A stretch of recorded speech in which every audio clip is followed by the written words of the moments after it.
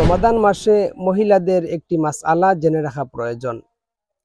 বিষয়টা হলো যে মহিলারা যে মান্থলি কিছু সমস্যার মধ্যে পড়েন, অর্থাৎ মাসের মধ্যে কয়েকদিন তারা যে অসুস্থ থাকেন, এই অসুস্থতার সময় নামাজ রোজা উভয়টা পড়া হচ্ছে হারাম। নামাজ পড়া হচ্ছে হারাম, রোজা রাখা হচ্ছে হারাম। তবে নামাজ এবং রোজার মধ্যে পার্থক্য আছে, যেটা এই আল জাওহারাতুন নাইয়্যিরার কিতাবের মধ্যে উল্লেখ করা হয়েছে। আর নামাজ আর রোজার মধ্যে পার্থক্য হলো, নামাজ যখন পড়বেন না, তখন পরবর্তী সময়ে আর ওই নামাজের কাদা আদায় করা লাগবে না, কাজা আদায় করা লাগবে না। যতদিন অসুস্থ থাকবেন ততদিন নামাজ পড়া বাদ দিবেন, কারণ ওই সময় নামাজ পড়া হারাম। ঠিক তেমনি যখন তারা অসুস্থ হবেন তখন তাদেরকেও রোজাও রাখতে হবে না, রোজা রাখা হচ্ছে হারাম।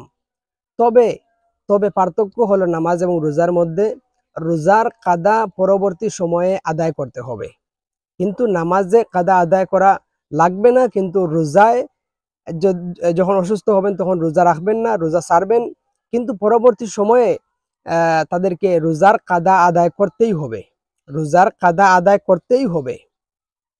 তো এই মাসআলাটি আমাদের জানা প্রয়োজন। অনেকে মনে করেন যেহেতু নামাজ পড়াও নাই, ঠিক তেমনি মনে হয় যে নামাজের কাদাও নাই, ঠিক তেমনি মনে হয় রোজারও কাদা নাই। কিন্তু না, নামাজের কোনো কাদা নাই, কিন্তু রোজার কাদা আছে।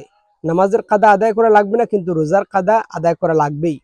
সুতরাং এই মাসআলাটি যেন আমরা সবাই একটু ফলো করি, বা এই মাসআলাটি যেন আমরা একটু জেনে রাখি। অনেকের জানা নাই, যাদের জানা আছে আলহামদুলিল্লাহ, যাদের জানা নাই তাদের জন্য আজকের এই আলোচনাটি। আল্লাহ তাআলা আমাদেরকে বোঝার তৌফিক দান করেন, আমিন। আসসালামু আলাইকুম ওয়া রাহমাতুল্লাহি ওয়া বারাকাতুহু।